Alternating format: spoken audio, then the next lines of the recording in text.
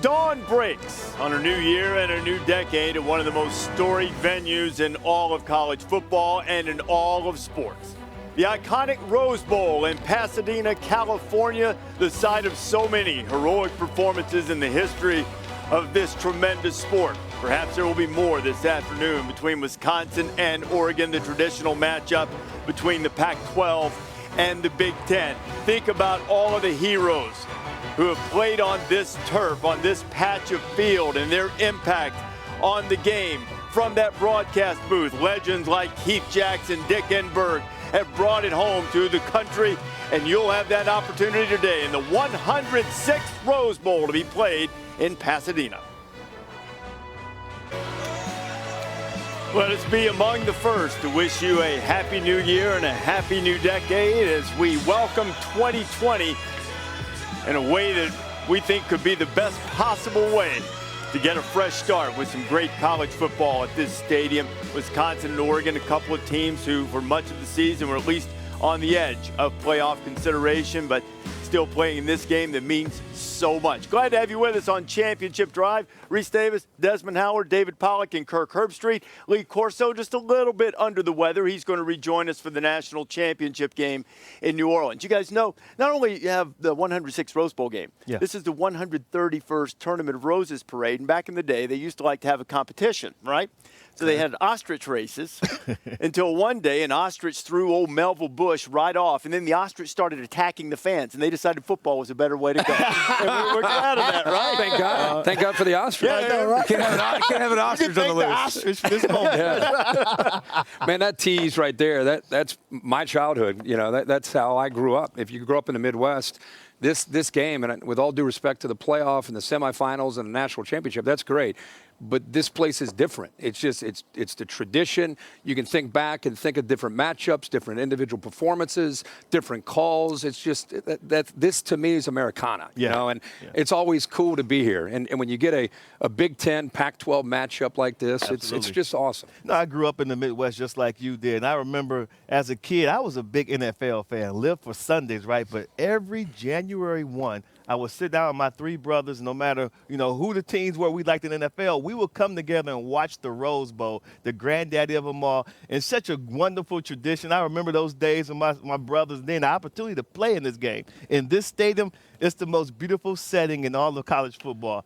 Absolutely lucky to play in this game. And I just love listening to y'all talk about it. Like, I didn't grow up watching the Rose Bowl by any stretch. I was in the South, and it was a little different probably than the Midwest and having the Pac-12 and Big Ten. Right? Correct. But just listening to you cover the game for so long and cover the game for so long and played in it, like when you hear the excitement, it's like a little kid. That's nuts. It's crazy to me. Well, now, look, I grew up in the South watching the Rose Bowl, and I can remember a lot of New Year's days. You'd watch the first half, and then I'd go out in my backyard and pretend to be Pat Hayden or J.K. McKay, you know, Archie Griffin or somebody, and play in the backyard until the second half started again. And you got to remember, in the Midwest, the trees don't have any leaves. It's gray. It's cold. It gets dark around 3 o'clock, and you sit down at 5 o'clock Eastern, and you tune in the Rose Bowl, and like, this comes on. Whoa. And you're like, where is that? Fantasy Island. I mean, look at that. You know what I mean? Risk. With all due respect to my adopted home state of the nutmeg state of Connecticut, when I was down for 25 years and looking at the San Diego rules, I'm like, what am I doing? Yeah, I mean, never forget that. Colors just jump off the screen, you know? It's spectacular. You know, the Rose Bowl is certainly the centerpiece of any New Year's Day, but New Year's Day is filled with football, including, man, we want to talk about a marquee matchup. We got one early. Yeah, Nick Saban and Alabama going up against Michigan. This is a great matchup. Traditional powers, Saban with those receivers.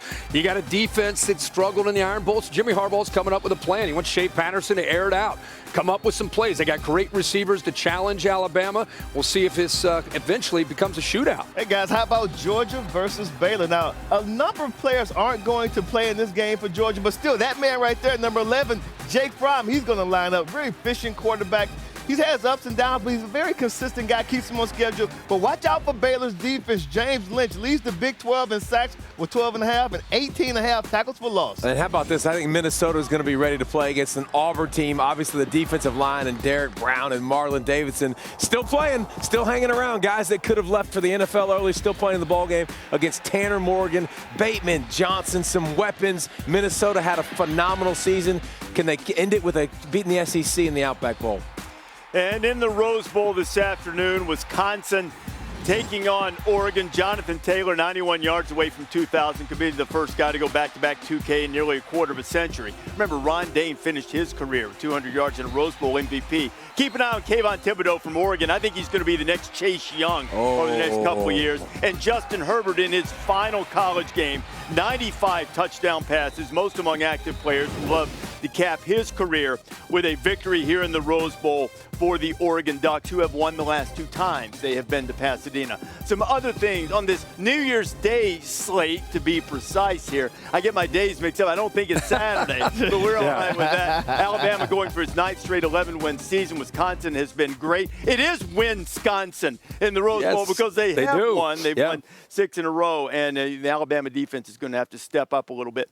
What's the big storyline of the day as we look at this New Year's Day? I'm surprised you had the slate and didn't talk about the uniforms of Michigan and Alabama and how excited you'd be for that clean look. You know what you're going to get. Old school. I just think it's Alabama. We're usually talking about Alabama in the playoffs. That's usually the discussion. A bunch of guys decided to play, I think, because they got a really bad taste in their mouth. Dylan Moses already said, I'm coming back next year for another season in Alabama. It's going to be interesting to watch the Tide. Usually the motivation is a factor with teams that are always in the playoff, always in the hunt. This is a team that seems like they kind of got something to play for. They've got to rally around, so I'm interested to watch the Tide today. You're talking about having a bad taste in their mouth and coming to play. How about Georgia, though? The last time we saw Georgia, they got hit in the face with iron skillet by LSU. Why aren't these guys having a bad taste in their mouth and coming out here playing this bowl game? You have a lot of guys from Georgia that aren't going to line up in this game today. And we had the same thing a year ago when Georgia played Texas. Don't forget, the whole attitude was with Georgia, they didn't want to be here, and that's why the Longhorns beat them as bad as they did.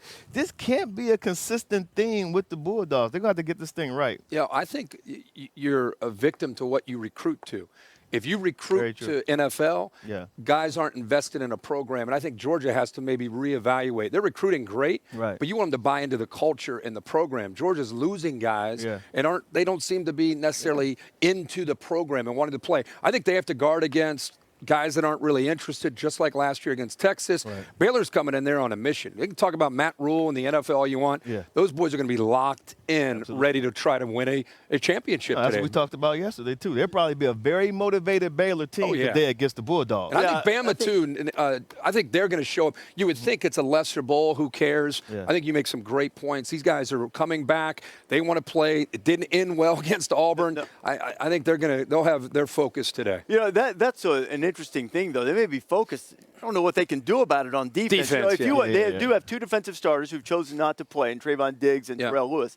I think they've got 4 guys, maybe 5, who in August at the start of practice would have been the top of the depth chart, who will play. Today. That's it. Yeah. You know, it's, so and even when they did play, they gave up a lot of struggles. Points. Yeah, they have not been. That's been the weakness, and Michigan will exploit that. Yes, today. they will. A lot of points coming, we think, in the VRBO Citrus Bowl in Orlando. It's on ABC at 1 o'clock Eastern Time. This is what we've got coming up today. We've got the Outback Bowl. That follows Championship Drive, 1 Eastern between Minnesota and Auburn. PJ Fleck. Auburn's going to pay tribute to Pat Sullivan, by the way, and we've already touched on the VRBO Citrus Bowl at Camping World Stadium in Orlando, Michigan, and Alabama. 1 and 4 on the all-time wins list, so Alabama can move back into a tie for 3rd with Texas. We'll show you what Texas did coming up a little bit later on. Also ahead on Championship Drive, Jen Latta sitting down with Wisconsin star Jonathan Taylor, what his career's been like, what's next, and what motivates him, what is not definitely but likely. Celebrating those who rise above. Goodyear, more driven. We spent a lot of time talking about motivation. This is one of the rare things in college football that's really immune from lack of motivation. Both teams very fired up about being here. Desmond displeased with Oregon's choice of unis. I mean, of all the options that they have, thousands of combinations. Exactly. You walk out the locker room wearing You know what I mean? Utah did not finish. They didn't come down the stretch like a thoroughbred. Tom Herman in the postgame after the Texas win. That's a really talented team in the University of Utah. They won 11 games for a reason, and very well coached. We got a ton of respect for them, and we knew that we were going to have to play with a greater passion, greater physicality than they did, and I'm really proud of our guys for accomplishing that. When we're healthy and we're out there having fun and playing for each other, we're really, really hard to beat. There's a lot of young guys that have a lot of experience and are really, really good football players, so I'm very optimistic.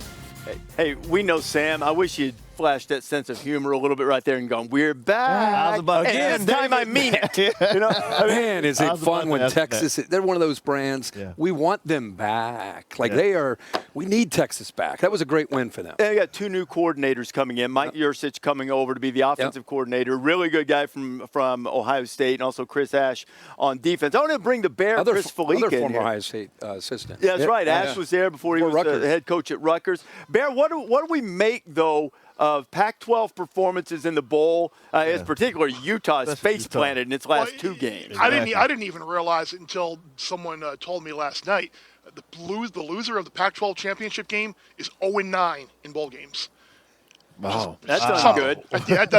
Not good, Bob. But they're 7-15 now. I think in the last 22 bowl games of the conference, they could really use a good effort by Oregon today. I need you to take a knee right now because we're in the Rose Bowl. Mm-hmm. You're at the Rose Bowl. I know I am. And turn around and look at that scoreboard real quick. Oh, wow. I mean, the Rose Bowl. The Rose Bowl. I'm not worthy of that. How about that? I'm not worthy of that this year. It's pretty darn good, though. That's pretty cool. That's big. Hey, what team can we figure out next year for a prop? What team will lose a conference title game and then play Texas in the bowl game next year? Well, last year it was Georgia. That's right. Who will it be next year? Catching them at the right time is what you're saying? Seriously, though, what is it, though? Herman now 4-0 in bowl games.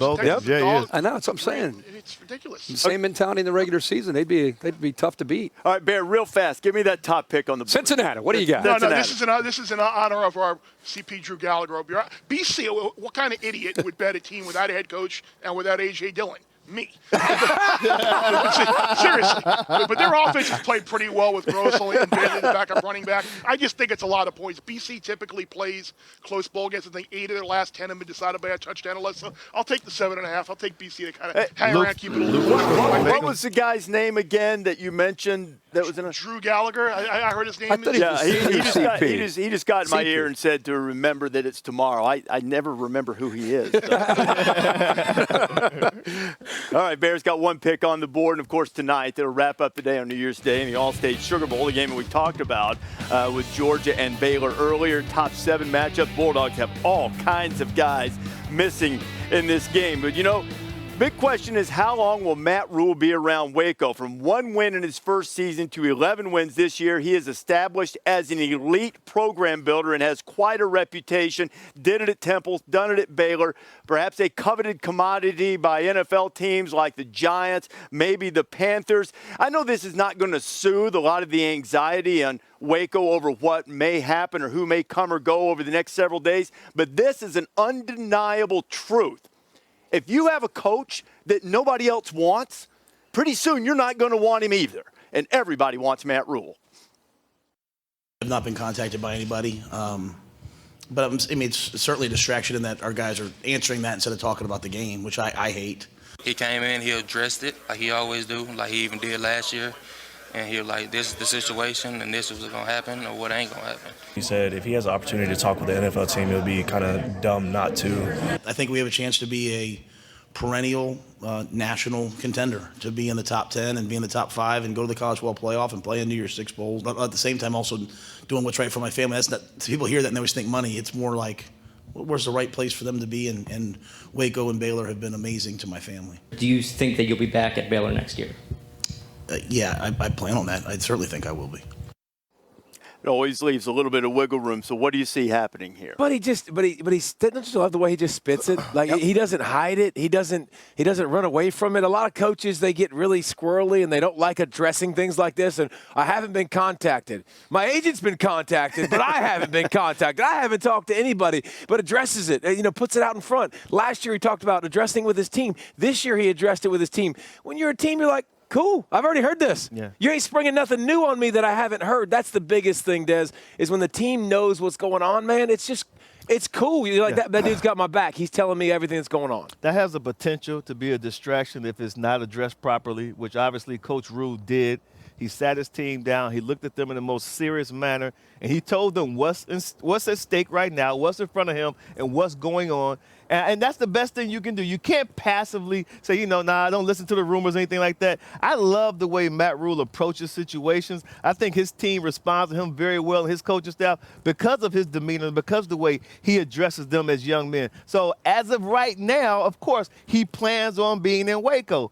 Plans might change, Kurt. Yeah, but I think you guys said everything there. I think because he's so forthcoming, and not just am I going to go to the NFL or not, just the way he is. Absolutely. The way he treats them every day. They have a great relationship. I bet you if he ended up going to the NFL, those Baylor players, hey, coach, go get him. We're going to miss you so much. So how does it affect him today? Man, these dudes are players. They play. They train, they lift, they watch film. We're robots. Like, we lock in, we go to training table, we go to chapel, we do our routine. We are routine people. That's what players are. And when you have a coach you respect and love, you lock in, man. They will be 1,000% locked in. There's no distraction about whether or not Matt Rule's leaving. And the other thing, I don't mean this disrespectfully at all, it's Baylor. This is only their fourth major bowl game in the last 40 years. They won one game a couple years ago. Yeah, they had a couple of BCS bowls under Bryles, but it's a big deal. They're in the Sugar Bowl. First time since 1957. Those players are wound If you told them before the year they were going to the Sugar Bowl, they'd have done backflips. And Sign me up right now. They're going to come with their hair on fire tonight I agree. at the All-State Sugar Bowl. We'll talk much more about Georgia and Baylor, break it down on the field, coming up a little later on. So how would a win for Michigan against Alabama change the entire perspective on what Harbaugh's been able to accomplish and what's ahead for Michigan? And as this decade begins, we look back the last decade. Camping World Stadium in Orlando, the VRBO Citrus Bowl. Michigan, the all-time wins leader in college football. Alabama ranks 4th. Number 14 against number 13. Crimson Tide not in the college football playoff for the first time in playoff 6-year history. Here's what happened. Tide 10-0 against unranked teams, but lost to LSU and Auburn by a total of 8 points. And as a result, that's why they're out of the mix. Everybody knows about the injury that Tua Tagovailoa suffered, season-ending hip injury. He's still weighing whether he's going to come back next year or go to the NFL draft. But defense has been a problem before Tua was hurt, and since then, 46 to LSU, 48 to Auburn, though a couple of those were pick sixes, but still the defense not up to Alabama standards. But this is a foreign territory for the Crimson Tide. Not in the playoff, first time in 5 years, not headed to the national championship game. So what are you going to get from Alabama today? Inspired or disinterested, like those Sugar Bowls against Utah and against Oklahoma, where the Tide was completely flat? Do have a couple of starting defenders not there. Those winged helmets across the line of scrimmage, seems like that's going to motivate them. Our team was a little disappointed in the way we finished the season, and maybe didn't reach some of the goals that we had initially in terms of what we wanted to accomplish and what we wanted to do. This game against a very, very good team that has great tradition is certainly an opportunity for our players to go out and play well against a good team, and maybe you can diminish some of the disappointments of the season. Well, they'll have to do that. They haven't won a significant game this year, and you've mentioned it. Why do you think this year was different? Was it more, and they had a lot of injuries, but was it just injuries or something else? I think it's back-to-back years. The defense has been beneath their standard. And I think the reason is they lost some key alphas 3 and 4 and 5 years previous. I just haven't seen the communication from the sideline to the field where everybody's on the same page. And therefore, they're vulnerable. The style of defense they play requires a ton of communication with the safeties and the linebackers. And when you don't have that, people are wide open. Look at that LSU game. Look at the Auburn game. So to me, there's got to be a next level DEFCON 5 approach to defense in this offseason, because to me that's the difference. They can score, they just can't stop people. When we did our show in Orlando and we were trying to predict which teams would be in the college football playoff, I said Alabama wouldn't be in it. and I thought that Alabama would not be in the college football playoff simply because I thought that teams were starting to catch up with them. Not that they've fallen off the cliff. I mean, they're still Alabama. Don't get it twisted. But I didn't think that they were going to be a team that can go out there and start to dominate a game defensively like they used to. And that was the reason I said that they wasn't going to be in the college football playoff. Now, you put the injuries, you add the injuries to that, and then now you understand why they really struggle. This is still a defensive-oriented team. Tua's a hell of a quarterback. They had great offense, but they're still rode on their defense. You know, it's interesting. You saw LSU this year struggle. New offense, scoring points in bunches, quick strike, lost a little bit of their edge. Alabama's done the same. And the last time I saw Alabama against Auburn, it wasn't just the defense, it was the penalties. Look at the way the game ended. The game ended on a dumb penalty that's controllable. Like, they got to find some alpha guys on defense, some great pass rushers. The new day and age, offenses are going to score and score a lot. So you better have a lot of those guys that can rush the passer and some of those guys in the middle that are alphas like Dylan Moses that is coming back next year that'll be a great player. That was a slick move, though, by Gus Malzahn. That penalty, that was a slick move. They have come up small in big games, which is uncharacteristic of them. Really, even in the Georgia game, they won the SEC championship. They were flat at the beginning. And, But we've always bragged on Alabama having those alphas on defense over the years. They haven't had those guys the last 2 years. When Moses went down, that was critical. They've had some recruiting misses on the defensive front, too. Now, Jim Harbaugh needs to turn things around. He's been in 2 New Year's Six games, haven't gone well. Look at that, 3 touchdowns in 27 drives and losses to Florida and Florida State. Harbaugh would like to change that and get a victory against Alabama.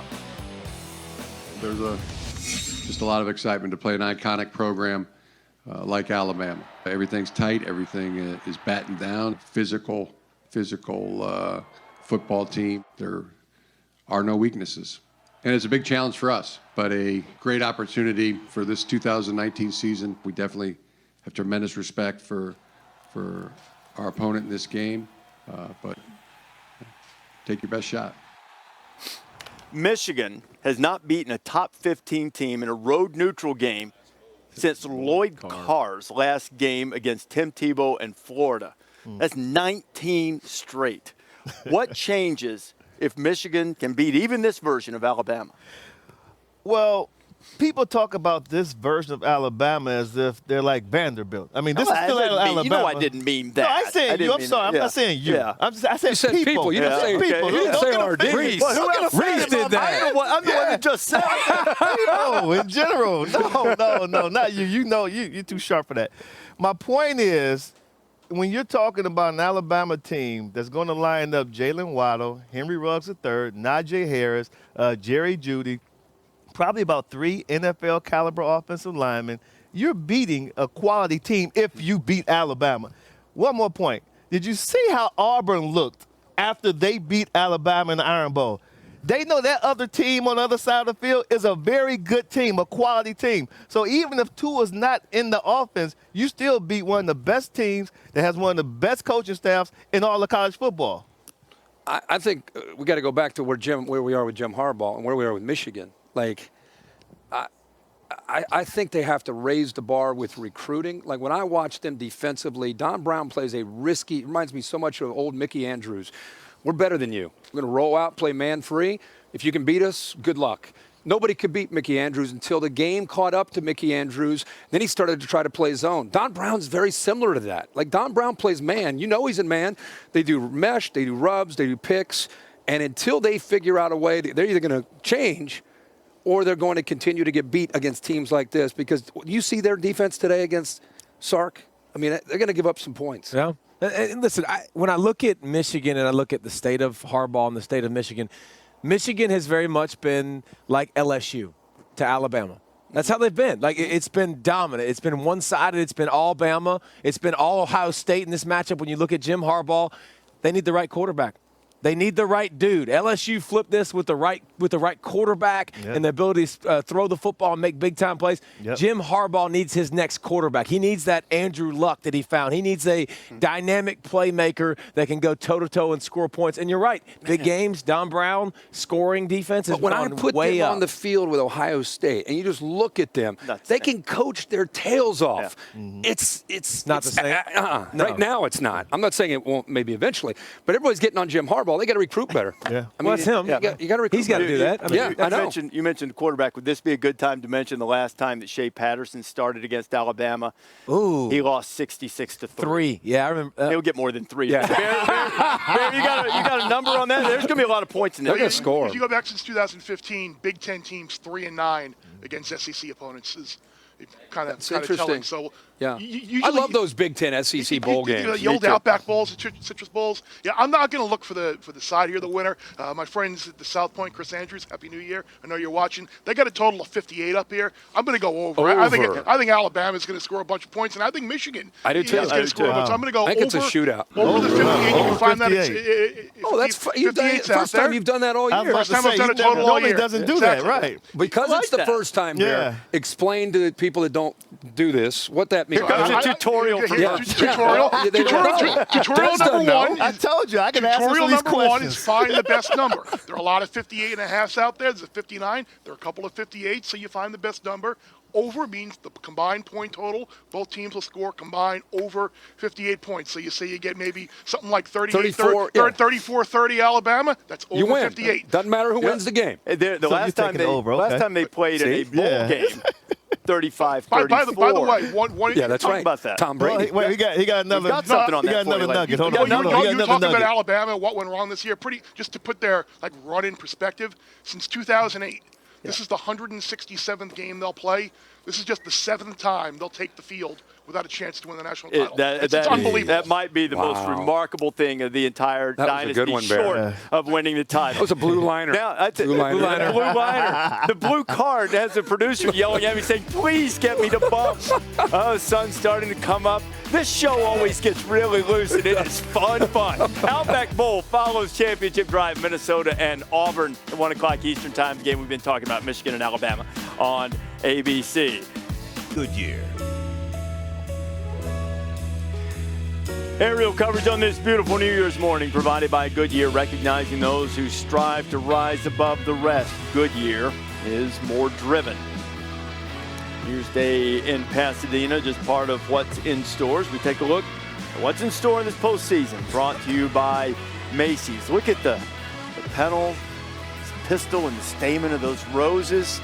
Here's all the bowl games coming up over the next couple of days on the various networks. Todd McShay gives you some guys to watch as we get closer to the NFL draft.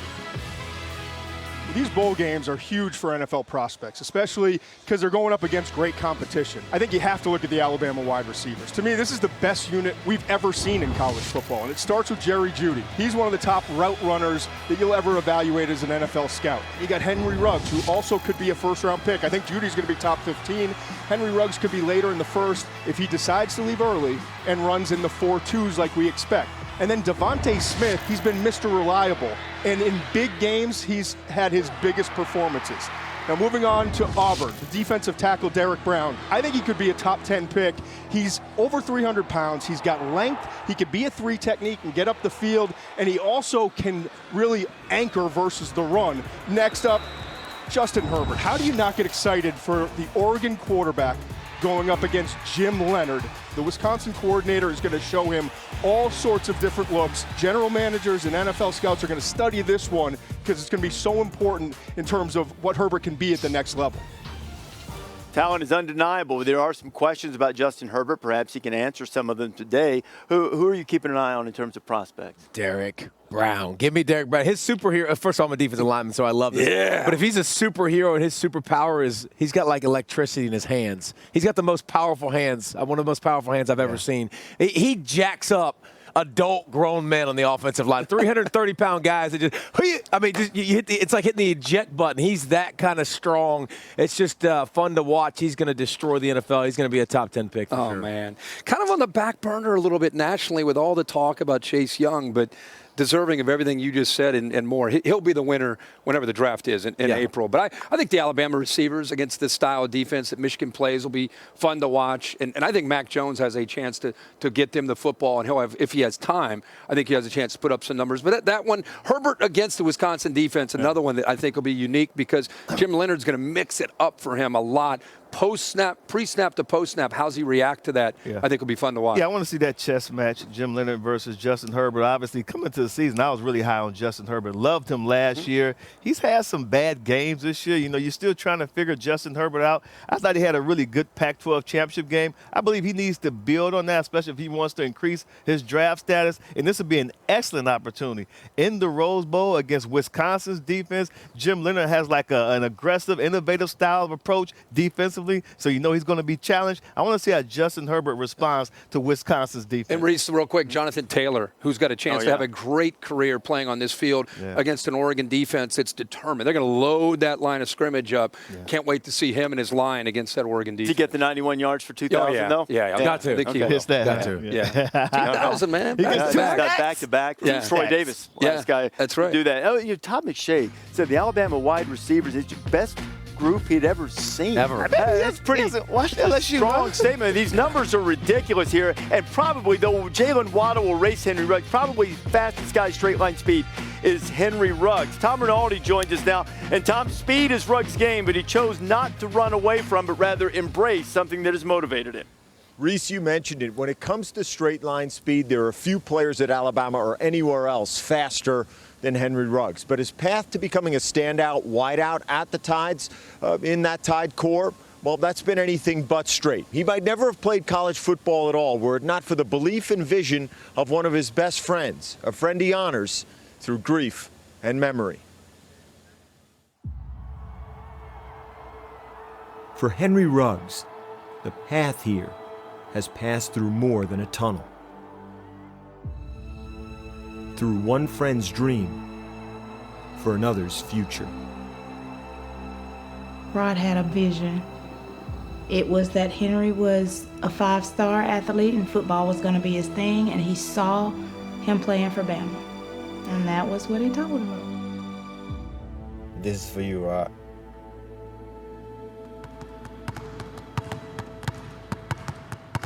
I come here every day and work hard and try to get people around me to work hard and just spread it around the team. In the gym, Rod Scott was always number 3. Always alongside Henry Ruggs, number 2. We were like twins, that's all I can say. Like we were the same person. They were inseparable. I've still met people that say, I didn't know them apart. They both starred in basketball for Lee High School in Montgomery. But Rod told Henry his future was elsewhere in a sport Henry didn't even play. He said, Ruggs, you're a 5-star. He said, you're a 5-star. In football, give it a chance. One day I think he just listened to him and decided to play. And once I started to play, he was just like, bruh, you better than all them out there. 5 games into his first high school season, Henry had his first scholarship offer. I think I stopped counting at 21 offers from D1 colleges. With Rod's own scholarship offers in basketball, the road ahead looked bright for both. March 3rd, 2016, when Henry and Rod planned to drive north to Birmingham to see a state basketball tournament. I probably would have ended up driving because he always let me drive, but I ended up sick, so I didn't plan on moving. Darian Adams was a passenger with Rod in the car that day. And it was raining, so like a hydroplane, and the car started like spinning. Just before mile marker 221 on I-65, the car lost control and rolled over 4 times into a grassy median. I'm laying on the ground, I'm trying to figure out everybody. I'm trying to figure out where Rod is. Rod, in the back seat, was thrown more than 85 feet from the vehicle. He was airlifted to Baptist Hospital in Montgomery.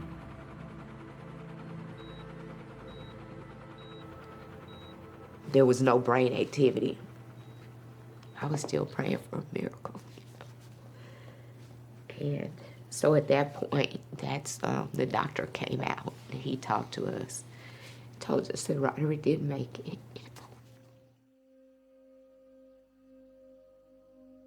Rod Scott was 17 years old. While thousands mourned at his funeral in Montgomery, Henry struggled with the weight of not driving that day. I don't even know how to feel about it. Was it a good thing for me that I wasn't there, or was it just meant to be that way?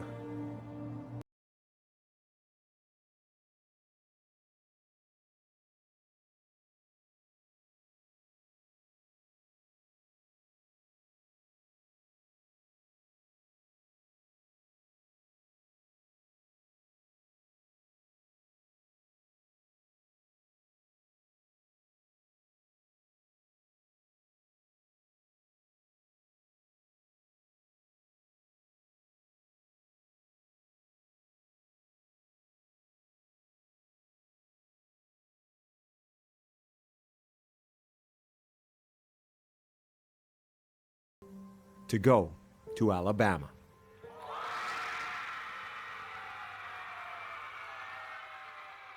Roderick told him that he'd go to Alabama, and he went to Alabama.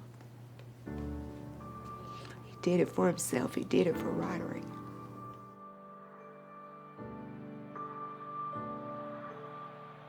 Now a junior wide receiver, Henry Ruggs has scored 25 touchdowns at Alabama and counting. First play of the game. How many times have you seen this? 75 yards. And every score, every game, every time he takes the field, he counts to the same number and flashes the same sign for the same friend. I've told him before, Henry, I appreciate you honoring Roderick. He said, I'll do it forever, Miss Kyle. Wanting to be great, wanting to be the best in everything, the confidence that he gave me is a part of me forever. In the wake of Rod Scott's death, his family became advocates for change. And after 3 years this past summer, Alabama passed a state law mandating seatbelt use for passengers in the back seat. That law bears Rod Scott's name. As for today, no one knows whether this will be Henry Ruggs' final game for the Tide. What we do know is if he scores, just as surely as when he takes the field, Reese, he'll flash that sign to 3 and continue to play to honor Rod Scott's memory. Tom, thank you very much. Still to come here on Championship Drive on this New Year's morning. Boy, Jim Delaney, final day as Big Ten commissioner, one of the most influential people in the history of the sport and of college sports, reflects on his career. I think that we respected tradition. Here's the closing documentary. You can see it January 11th on ABC. Won't want to miss it. At the end of this entire series is just for junkies like us, and I think even for casual fans, it's just been sensational. We'll wrap it up with that documentary on ABC a couple of days before the national championship game. So that brings us to this as we take a look at our CFB 150 all-time All-American team presented by AT&T. I'm going to give you a minute to sort of soak in these names here. The all-time quarterback, Roger Staubach. That's a pretty good backfield he's got with Jim Brown and Herschel Walker.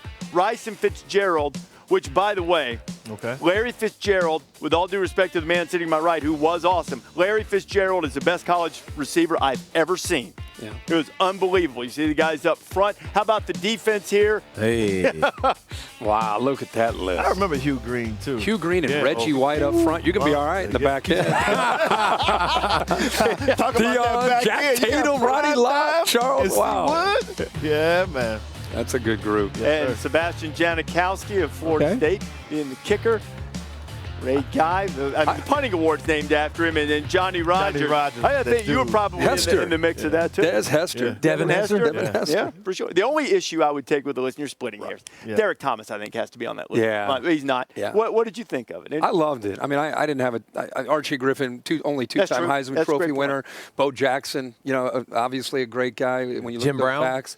I know. He was on there, though. He made it. Jim Brown was on there. When you got Jim Brown and Herschel, Barry it's hard Sanders. to. Barry Sanders had one of the best seasons ever. ever. I mean, Randy Moss? Yeah. I mean, Randy's there's a some, freak. There's some pretty good ones. Bear, did you have an issue with any of it? Come on, Bear. I would just say, hey, Barry Sanders had the greatest season Ever. in the history of the sport. That was, I mean, you just think of the running backs that didn't make the list. Yeah. Derek Thomas, I think, should be on there. And it's funny, my knee-jerk reaction on the quarterback was really Roger Staubach. And I know Coach loved Roger Staubach and says he's the best. Best he's ever seen with his own but eyes. Tommy Frazier was pretty damn good in college. Yeah. That's a call. good one. That's a really good call. How about Jamel Holloway? He was a bad man. That was a great era. Yeah. You know what's awesome? It's awesome to be up here with you guys and just. Well, that's pretty cool There's too. a stealth bomber for Love LSU it. right there. B-2 fly over stealth bomber man. from the 393rd Bomb Squadron. That thing is so smooth. Sorry, that's way more important than what we were talking about. Look at that. Look at that. How cool creeping. that is. Yeah. Look at it, just gliding. Wow. I don't hear anything. Not gonna. Nope. Unless you Now you do. Now you Can- got one. There can he is we right pick there this up? behind us. Yeah. See it? No, I can't. I see it. Just Yeah, down yeah, below yeah. the, well, the stadium. Look at this. It's going upside down. I imagine it can go upside down. You see it for real? Yeah. You see it for real? Yeah, Not I saw anymore. it right away. Yeah, it was right there. You disappeared didn't see right it? behind Yeah, the it was right trees up there. Anyways, back to the conversation. Terrible list it's that I'm awesome. not on. It's just garbage. No, I mean, on the quarterback thing, there could have been a lot of other guys. I don't have any issue with Staubach, but I thought Danny Werfel, Peyton Manning, in recent years, both those guys could have been. A lot of the more recent guys who put up huge numbers certainly could have been included as well. But how cool is it? Like, it's so cool to have because you can't compare athletes in generations to generations, but it's so cool to have the past and then the present here. Like, it's just, it's so fun because I never saw Staubach play it down. Like, but it's fun to hear Coach talk about him. You know, like it's just, it's fun to mix the generations and the athleticism. And he's pretty good. He was great. Yeah, he was great as the I Cowboys. bet he's pretty good in college too. If you were going to put together a list of the people who have been most influential all time on college football and college sports in general, then certainly Big Ten Commissioner Jim Delaney would be right on that list, right at the top. Today is the final day of Jim Delaney's tenure. Look at what he accomplished. He expanded the conference from 10 to 14 teams. This was the first conference network, and people told him he was nuts. He said, consider the dice rolled, and it's been a success, hugely influential in the creation of the BCS, and you see how successful the Big Ten teams have been. You know, under his leadership, there was so much innovation in Big Ten play. Jim Delaney was a student athlete at North Carolina, a basketball player for Dean Smith. Dean Smith instilled a lot of the virtues in him, but one of the things that Delaney says has guided his tenure as Big Ten commissioner is something that his mom told him. Never be a bully and never be a victim.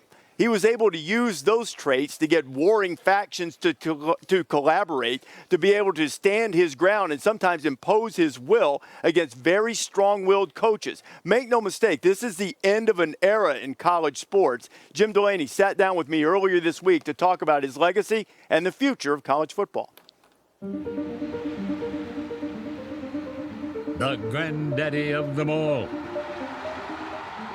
He's going for the corner. He's got it. Vince Young scores. Sonny Michel will send the Dogs home to the championship game. You had a retirement party this week, and you had some things to say about the Rose Bowl and its place in Americana and why it hasn't lost a step when other institutions have. You know, it's interesting. I don't think it's any single factor, but certainly it's got a wonderful tradition through the 20th century. I think we need the Rose Bowl today more than we needed the Rose Bowl 50 years ago because what it represents, coming together, different people, different cultures, celebration, and something that has, you know, moved from a local event to attract tourists and new people to the region 118 years ago to what it is today, which I think is an iconic global brand that represents all things that are great, not only about America, but I think about human beings. You've said that it was much easier for the postseason to go from 2 to 4 than it was from 0 to 2. How do you think the comparison would be of the attempt to go to 8 from 4 as opposed to the earlier Maybe changes? a little more complicated in some ways. I know that collectively there is a solution. I'd be very surprised if looking out, 8 or 10 years, that there's not adjustments made. What those are, how those play out, I think is to be determined. It's too early to know the conversations that I've been in, and certainly a movement to 8 is not imminent, and it shouldn't be imminent until a lot of other issues are resolved and the contracts are respected. People have called you many times the most powerful man in college sports. Your opinion and judgment on things is greatly respected. If they call you now and ask you for an opinion on how we should proceed in terms of collegiate licensing, name, image, and likeness for the players, what would be your counsel? My counsel would be we must have a national solution. This state-by-state regulatory effort makes no sense to me. I think there is a path forward. I don't think it'll happen overnight, but I'm hoping within 3 to 5 years, maybe sooner, we'll be able to provide clarification and direction for the colleges so we can achieve all these great things that have been achieved over the last 50 years. I know that there's a lot of criticism of the system, but these are students that are not employees. We need to get a clarification on that. And then we need to continue to provide these opportunities with a modernized rule structure. What would you want people to think first when they think of your legacy?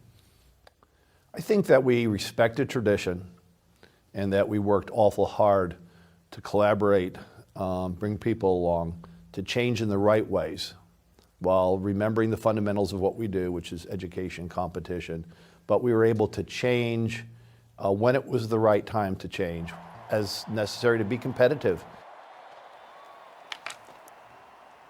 And for Jim Delaney, no better place to walk out than this Rose Bowl. I mean, this was a powerful voice in the rooms, both in the establishing of the BCS, the college football playoff, and the future right now. And Jim said, hey, look, it's not imminent. Things don't get smaller. And he's going to he'll answer calls when people reach out to him. What do you think about what you heard there in terms of the potential for expansion and all of those types of I think it's tricky because, you have the conference championship games. I've talked with somebody who's very influential in that room, and he brought up maybe the idea of going down to 11 regular season games, holding on to the conference championship games, and then still being able to eventually get to 8.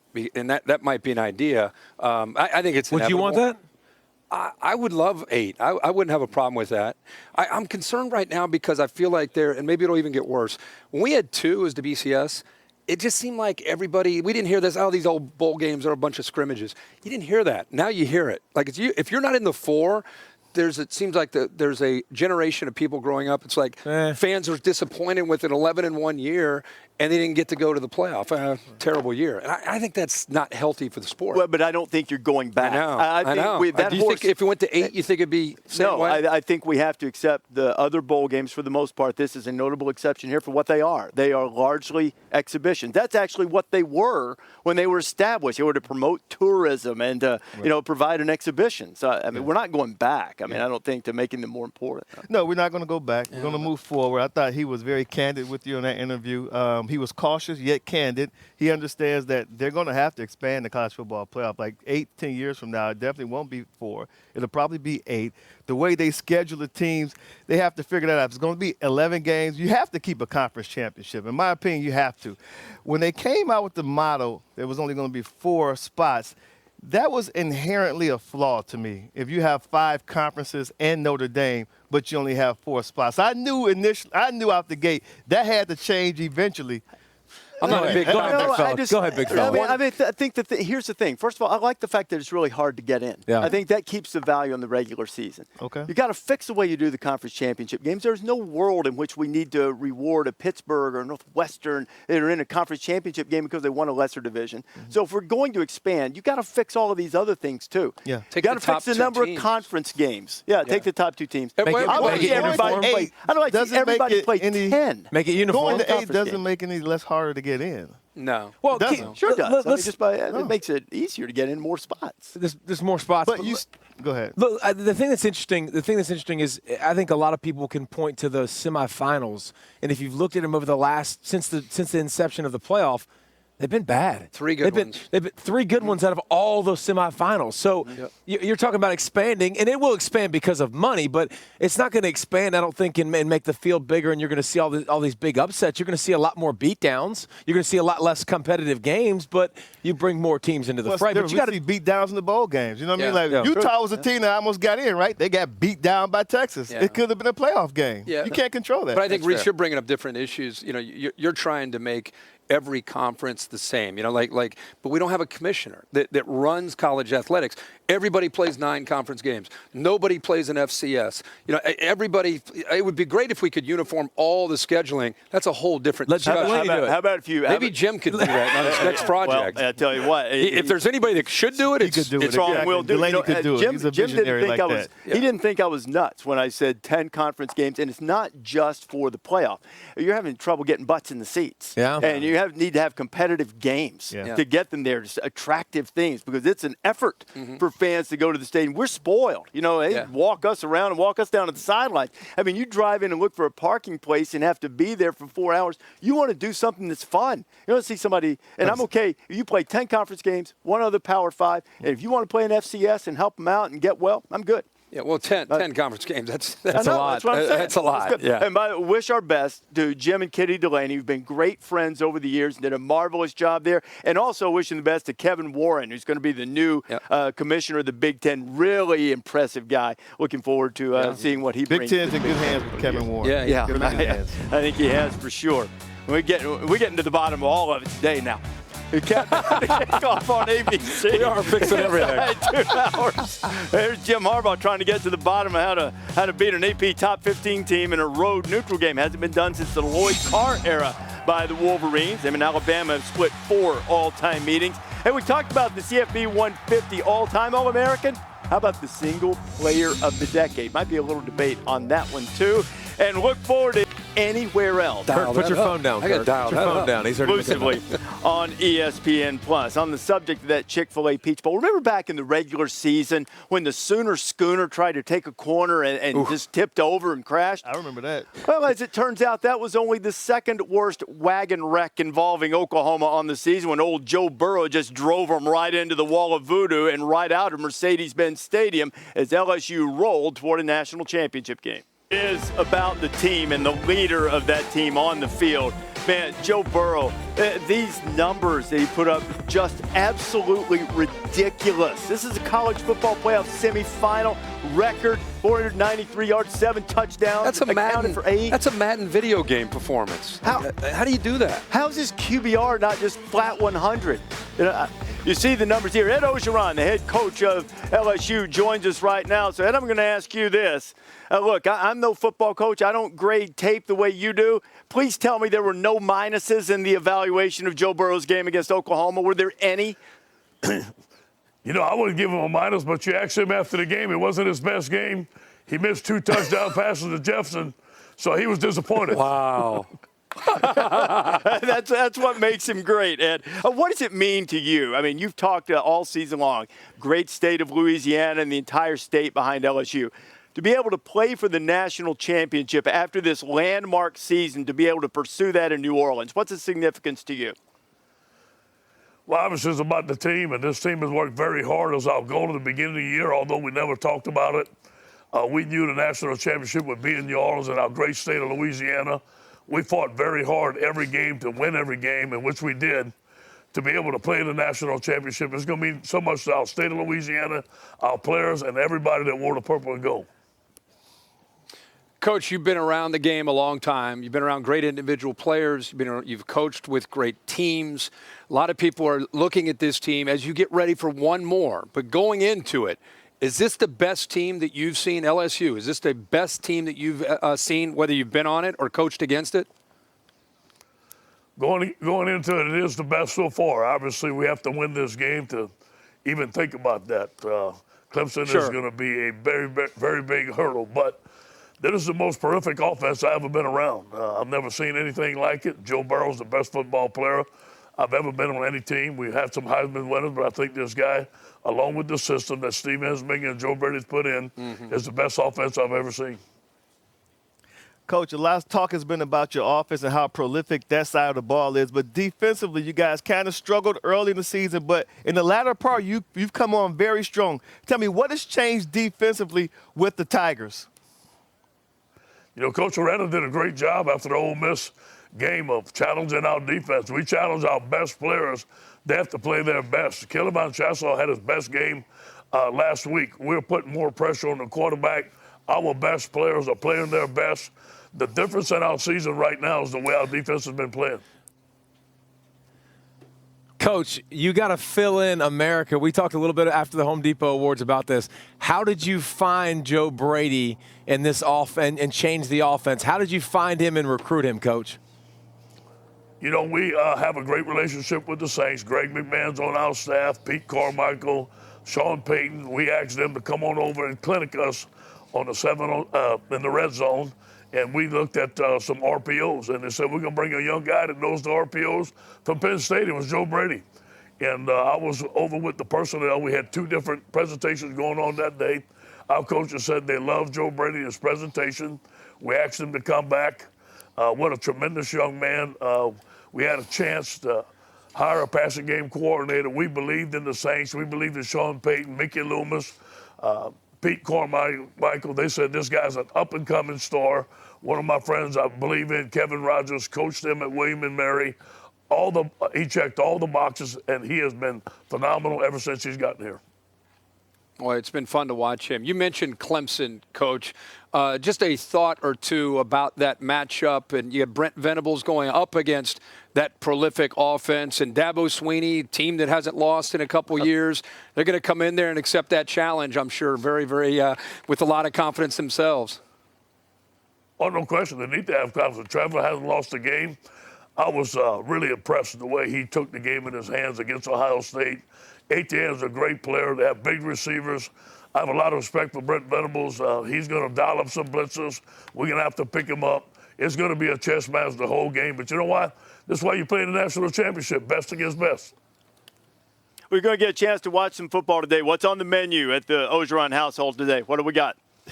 Well, Coco, my mom, made a special gumbo, but it was under one circumstance.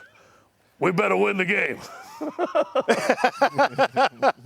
Well, now you're just trying to make me jealous. Ed, congratulations on a great season. Look forward to seeing you compete in the national championship game coming up in a couple weeks. Thank you, guys. Go Tigers. All right. I'm no rookie. I was waiting on that. We got to finish it the way it was intended. Ed Ogeron from his home not too far away from New Orleans, a family home outside of Baton Rouge. There is Nick Saban just over an hour and a half away from kickoff on ABC. The VRBO Citrus Bowl, Michigan and Alabama. Nobody's won more bowl games than the Crimson Tide. They're going for number 41. And paradise it is, a testament to the beauty of Southern California. The 131st Rose Parade getting started. There are 90 entries. Theme of the parade this year is the power of hope. The great Rita Moreno, man, I'm 88 years old. Saw her at the trophy rehearsal ceremony rehearsal yesterday. My goodness, just spectacular. Still, skin's perfect, moving and bouncing around. Yeah. Look at those floats. Those floats are amazing, too. They are. The Rose Queen is Camille Kennedy, but do you know in 1969, the Rose Queen was Mario Cristobal's mother-in-law, Pamela. And there she is. How about that? I believe we heard Cristobal earlier. Family to the side, business. The business trip. And the guy who brought the business of the Rose Bowl to America for so many years, called a record number of Rose Bowls, 15 of them in fact, was the great Keith Jackson. Had a statue unveiled in his honor last month. He is the one who labeled this game the granddaddy of them all. The Broadcast Center is also named in his honor. Keith, the defining voice of college football. And the Rose Bowl Hall of Fame class was honored as well. Matt Leinart, USC quarterback, played in that great game against Texas. Also had some wins in this Rose Bowl. Cornelius Green of Ohio State. Alabama wins!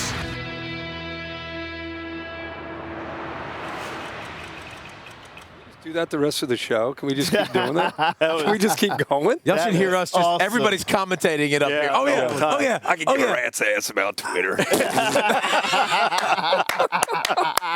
love that. That was a line of the decade right there. Gundy's unbelievable, man. I love the gift that just keeps on going. I love the mullet. We have a whole thing on College Game Day next year. Just Mike Gundy moment. Taking the torch from Mike Leach. You saw those images from the decade. Who would you define as your player of the decade? Man, so hard. I started with Cam Newton in my mind, went to Deshaun Watson, started to think about other positions, and my favorite guy that I covered in college is Saquon Barkley. So I have to go with Saquon Barkley as my guy. Wow. Dang. Interesting. I didn't know that, but who was your guy? Saquon Barkley. Wow. Wow. I thought I thought I would be the only one to pick Saquon just because he didn't get the national attention because it was last year, but he but he was a freak. But he was a freak as a freshman too. Just watching his first of all be able to feel the quads. I mean, just you don't forget how he was put together like a Herschel and those guys, and then the moments of catching the ball out of the backfield, the way he did it too. I started just like Class. you. I started with Cam. And then I was texting Jimmy G. Deshaun. Yeah, I said, how about Deshaun? I'm a big fan of Deshaun Watson. Yeah, I thought one player who should have won a Heisman, Deshaun Watson. Yeah. Just love what he brought to the game. I mean, what he did on the field speaks for itself, but the type of person that he is. Oh, yeah. Yes, I'm a huge Deshaun Watson fan. Is that your call? I would say Deshaun Watson. Deshaun Watson was number one for me. Now, I had some parameters because I feel like if you're going to be the player of the decade, it couldn't be 1 year. Yeah. If it was 1 Lamar year, Jackson. it would be Cam. It would be Cam. It would be Cam or Joe Burrow. I started with Cam. But it's just Joe Burrow. Exactly. 1 year. Joe was the guy. Yeah, but it's just 1 year. So Right. I would go Cam. A couple of guys that you don't think about as much. Baker Mayfield. Because not only the Heisman Trophy, getting into the playoffs. Johnny Manziel. Yeah, Johnny Manziel. As a college player. Yeah, I think Tua's in there. I think Most exciting. I think Most exciting Johnny Manziel. Yeah. We got to get the big fella in on What do you this. think? What you got? I'd say Johnny Manziel. I mean, he won the Heisman Trophy as a freshman. I think he really he was bigger than the game. The offense that he brought to the SEC, I think, was a huge difference in that league. And I think he was just great for the couple years. How about this? Coach of the decade. Is it easy, Saban? Yeah, I would think it had. They won 11 games every year. Dabo's closing in on Dabo's closing in. He's got two more championships right now. That gives Saban, in my judgment, the edge over Dabo. But it could his be closing argument. Dabo's closing argument is pretty solid. This one counts. He's closing the gap. Yeah. We could just do this all show the day yes, too. Sir. I would go to Deshaun Watson too because he was the guy who helped establish the dynasty. Yep, true. Aerial coverage provided by Goodyear. Rise above. Goodyear is more driven. The latest honorary member of the College Football Hall of Fame, by the way, is the Goodyear blimp. VRBO Citrus Bowl. Hey, there's Tua's. He's up on the moving around. crutch. It's really great to see. Man, not at all shocking to see Tom Brady rally his team to victory. But I just could not believe that Alabama missed a kick and it cost him a game. That's stunning. What a shock, right? That's been going on for a while. You know what? That dates back to the 1973 Sugar Bowl fame game against Notre Dame. They missed an extra point. Lost that game, too. You're okay with your chair there? I was into that little video package there. That was he was over here commentating. Cool. Breaking that Tom game Brady down. should have been playing. I think we're going to have a game very similar to that today. Score. Yeah. I think we're going to see a lot of points. I think both these defenses will struggle, Des, against the offenses. I agree with you. I want to see what has Don Brown learned defensively. Is he going to really go man against four top-tier wideouts? Yeah, it'll be a long day. Unless he gets pressure on Mac Jones. That's the only chance I want to see what adjustments they make defensively. How about you, David? Let's see if the Tides show up really actually focused. We're hearing about it, and we're pleading for it. Yeah. We want to see it, and we're projecting it. Let's see if they show up motivated and want to play and want to come out there and play some defense. It'd be nice to see some defense occasionally. How great would it be to have both Michigan and Alabama play an elite game to start this New Year's Day, huh? Get things started, and then we'll finish it up with the Sugar Bowl, and maybe Georgia, depleted Georgia, had 10 or 11 guys not able to go in this game. They take on number 7 Baylor, going to be wound up to go. Remember last year, Uga knew he was in trouble from the beginning. He almost got stomped out by Bevo right at the beginning. That set the tone for there. For the game.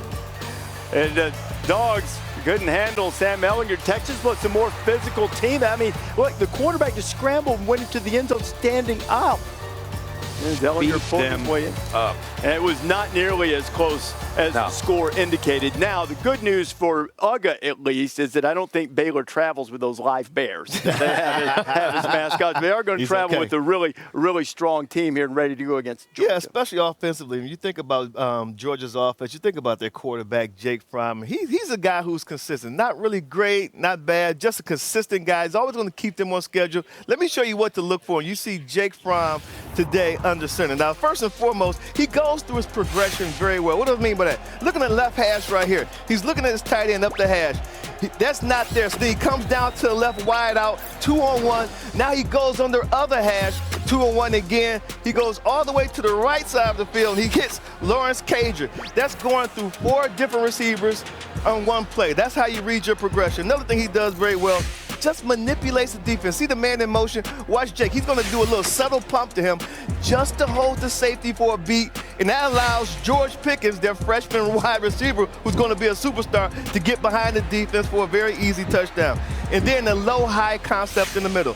Now he's going to have a wide out with a shallow drag come across the defense. The safety's going to bite on that shallow drag, and right behind him he hits the tight end for a 15-yard in route.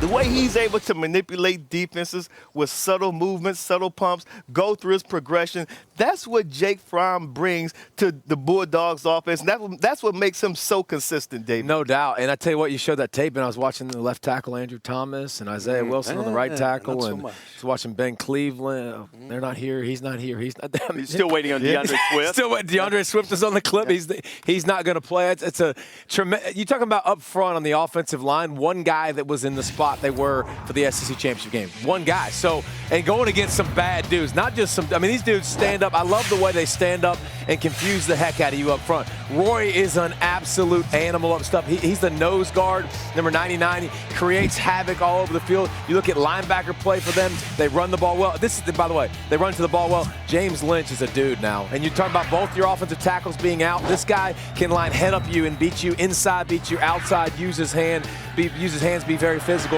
And again, my favorite reason to watch Baylor defense is the way they hunt the football, man. They're a bunch of dudes. It's like they ain't eaten in a long time, and they're just searching out their prey. Watch everybody close the gap. Nobody's within 10 yards for a while. Watch the bodies finish near the pile. They're just trying to get a piece, man. They're trying to hit you and make you feel me the whole entire game. They play with an attitude. They play with an edge. They will bring that. That travels all the time. Georgia better match it. Phil Snow does a great job of getting his team dialed into the week and the opponent and who they're playing. And today, because of that concern with Georgia has with the offensive line, we can talk Jake Fromm all we want, but the receivers, that's been the issue for Georgia all years. Can they stretch a field? So the combination of their inability to get the ball thrown downfield and the confusion the offensive line could have against this Baylor scheme of Phil Snow, the 3-3-5, where they're coming from a lot of different areas, that's going to be a matchup concern to me for Georgia. The other thing is, after what they did last year against Texas, we kind of kidded there with Bevo and Uga. Yeah. They just didn't. They showed up flat. And right. Texas won the game. They deserve the credit. Right. Did Georgia learn from that in their preparation this time around against Baylor? I like Baylor to win that game. I think they can upset Georgia. Yeah, and also we're told, Charlie Brewer, the Baylor quarterback who was knocked out of the Big 12 championship game, been in concussion protocol. They expect him to be good to go tonight against Georgia. Here's what you have in front of you. Oregon and Wisconsin in the Rose Bowl game presented by Northwestern Mutual. All-State Sugar Bowl will follow. The last time Oregon was in the Rose Bowl was the first game of the college football playoff. They beat Florida State. Keenan Lowe was a standout on that college football playoff team for the Ducks, though he did not catch a pass in that game in this venerable stadium. He did catch a touchdown pass in the national title game against Ohio State. Oregon didn't win the title, but for many people, touchdown pass national championship game would be the pinnacle of your career, maybe the pinnacle of your life. That is not the case for Keenan Lowe. Jim Wojciechowski tells us the story of the former Ducks' heroic, courageous act that transcends anything he's accomplished in football. Today's going to be a great day. A great day. I feel like I'm going to become a better coach today. I'm right here, and then I'm running, and then I'm running. Keenan Lowe wasn't supposed to be here. Lined up right here. Not at a mostly forgotten high school near the runways of the Portland airport. They say, why Park Rose? And my answer was, I want to help kids that need help. And I knew they were on a 23-game losing streak. Habits! We're building habits! When we practice poorly, we're building bad habits. Let's go! I've always been a person that always looks for the positive in the lowest moments of life. Keenan, his brother, and his sister were raised by a single mom in Portland. He became a high school star there and found his best friend there, Jesuit High teammate Taylor Martinek. Everyone has a number one. Everyone has a best friend, and he was my number one for sure. Touchdown, Keenan Lowe from Portland's Jesuit High School. And then Keenan went to Oregon, where he played receiver for Chip Kelly and also played with a chip on his shoulder pads. Touchdown!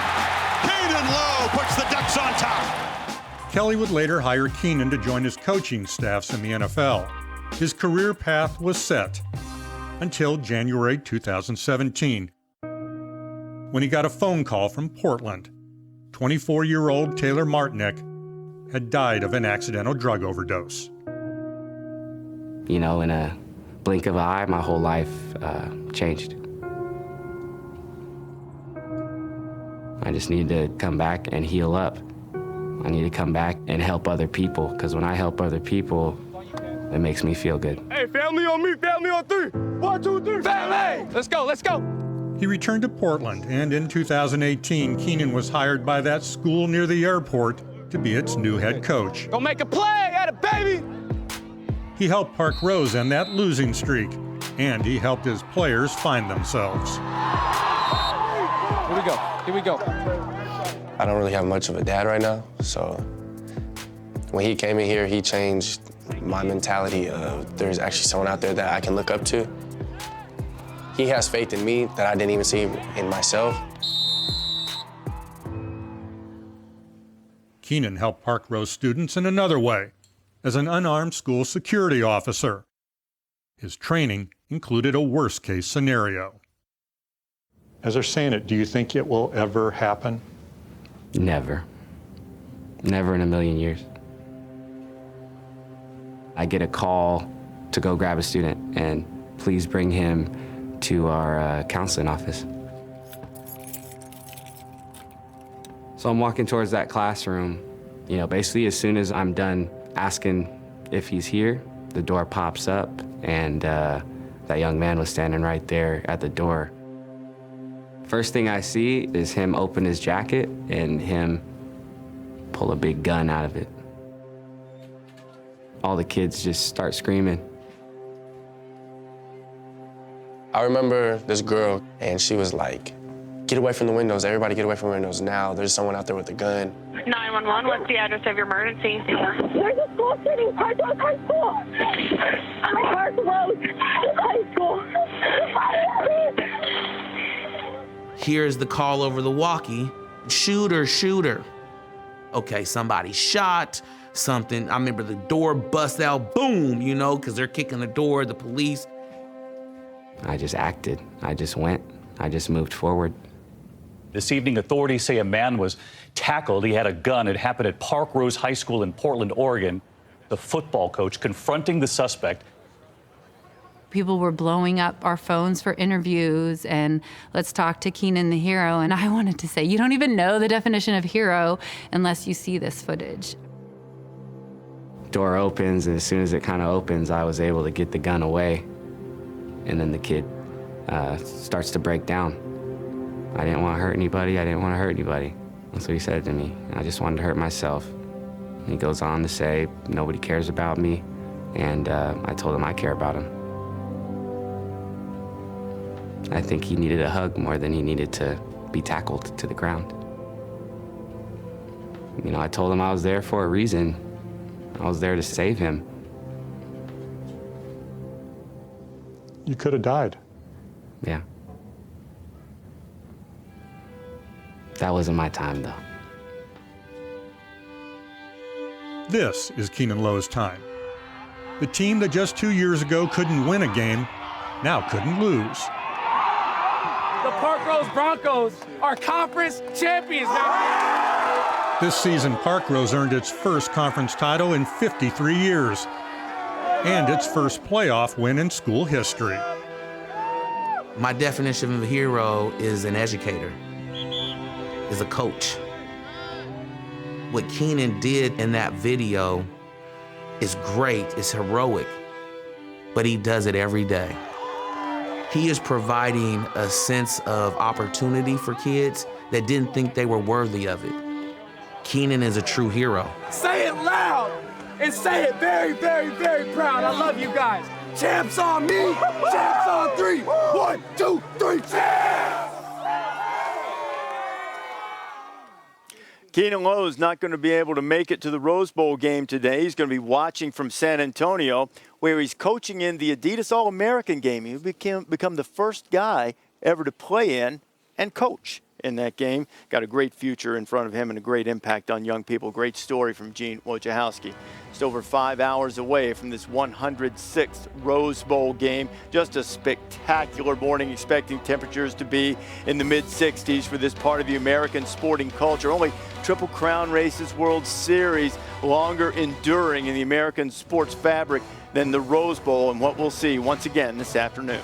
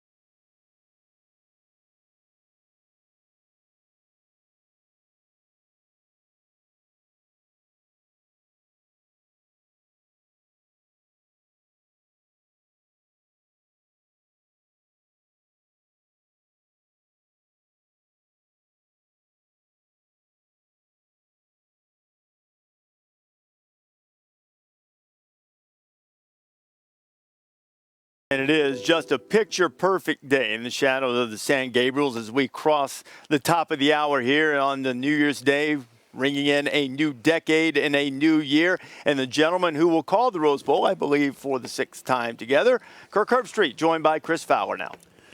Oh, Reese, thank you. We have to dab a tear after the Rinaldi essay. Yeah. But there's no better way to start a year than on this Kentucky bluegrass with the dew still glistening. You do feel privileged to be here as we are. But the players get it too. You talk to the Badgers and the Ducks, Kirk, and even if they didn't come from a traditional Big Ten or Pac-12 state, they all grew up watching this game, and they understand that if you make a play in the Rose Bowl, you are a part of the history of your program, especially if you're on the winning side. Jonathan Taylor, talk about Reggie Bush, diving into the end zone down there, and Christian McCaffrey running wild. But the defensive guys too. Yeah. They were talking about Kyler Ellsworth, the former walk-on linebacker from Michigan State. His first start of his Michigan State career was right here because Max Bullough, the star, was suspended. He goes over the top, right over there, and meets the Stanford fullback and gets a 4th down stop. He's the MVP of the game. That's right. I mean, so it's an opportunity to create a legacy. When you play on a game this big, with this tradition, and this stage, it's a guy like, I don't know, Quintez Cephas from Wisconsin. He's had a great year, a chance to make a play, I think, today against Oregon. Maybe he creates a legacy. Micah Pittman, he's been out all year. He's a freshman receiver from Oregon. Kind of off the radar a bit. He's healthy. He's back. Maybe he's a guy also who could make a play. Yeah, and Justin Herbert grew up in the shadow of Autzen Stadium. He's gotten so emotional this week, and he's not really an emotional guy, just thinking about the idea of capping his career. So it's the stories, it's the journeys. I think that's going to be our focus this afternoon, the individual stories and what it means to be here for. Yeah, and I think both coaches did a great job of getting their teams here. They're both fired up to have an opportunity to go and coach in this game. And, honestly, as much as you want to talk about the quarterbacks, if you're a Wisconsin fan and you're not familiar with Oregon, they play Big Ten style of football. They are physical at the line of scrimmage. So it's kind of a Big Ten style of game that I would expect. Which quarterback ends up playing better will probably be the team that ends up winning. Next stop for us, of course, a very different setting. Mercedes-Benz Superdome, 12 days from now. Just coming off the semifinal games. I'm going to ask you one aspect of this game. What do you think at Clemson, South Carolina, the conversation is like with Brent Venables and his staff and his defensive players who didn't have their best game against Ohio State, gave up 500-plus yards. Now they're going to face Joe Burrow. What are they talking about right now, you think? I don't think Brent's going to sleep. I think he's going to come up. He's always going to get creative with his style and what he likes to do. He's going to have to try to do something nobody else has done. Kevin Steele at Auburn was the only one. He put 7 defensive backs on the field the whole game. He's the only one that slowed LSU down a little bit.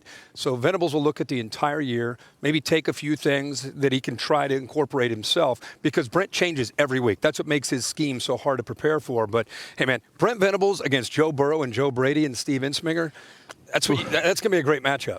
It'll be tasty. First things first, happy 2020. Same to you. This begins our 25th season together in Fall Saturday. That's right. So it'll be fun. I can't wait for later on today. Reese? And neither of you have aged a day in the entire process there. Devil Sweeney's going to join us a little bit later on in this championship drive show. Look ahead to the college football playoff national championship, and of course later today, the Rose Bowl from Pasadena. Checking out live, almost said you were looking live, but I believe that has been trademarked. The 2020 Rose Parade, the 131st version. The Power of Hope is the theme. 90 entries among the floats, meticulously done. A horticulturist's dream to look at all these great floral arrangements, just a marvel and artistic beauty. And speaking of beauty, very few have run more beautifully than Jonathan Taylor. Through a junior season, look at the guys that he has eclipsed, more than 6,000 yards in these 91 yards to go back-to-back with 2,000-yard seasons. Jonathan Taylor is a guy who could have gone to Harvard. He's really interested in astrophysics and follows Neil deGrasse Tyson, who, if you're familiar with his work, and I know you are, talks about the possibility of time travel. And maybe if Jonathan Taylor could travel in time, he'd have a Heisman or two in a different era. DeGrasse Tyson also talks about the concept of stretching time. But it looks like that Taylor's time with the Badgers will likely end today. As Jen Latta tells us, he has excelled in the moment. Hand off to Taylor, cuts left, has room. Jonathan Taylor out into the open, there he goes. Touchdown, Jonathan Taylor! The superstar making an impact. What did you learn about yourself this season? Really, I really learned how to be all in, being all in and understand no matter what happens, you gotta bring the same energy, same intensity, and I think that's what allowed us, as a team, really to fight back in November after going on that 2-game losing streak. We have to talk about Heisman. You certainly did, from a production standpoint, all that was asked of you, and yet didn't get the invite. How did you handle that news? I mean, really, you look at the guys who they sent, and I definitely picked those guys. The only thing we can do is go out there and play and try to win games, but those dudes that were up there, they definitely deserved it, and, especially Joe for bringing it home. I mean, he was consistent the entire year.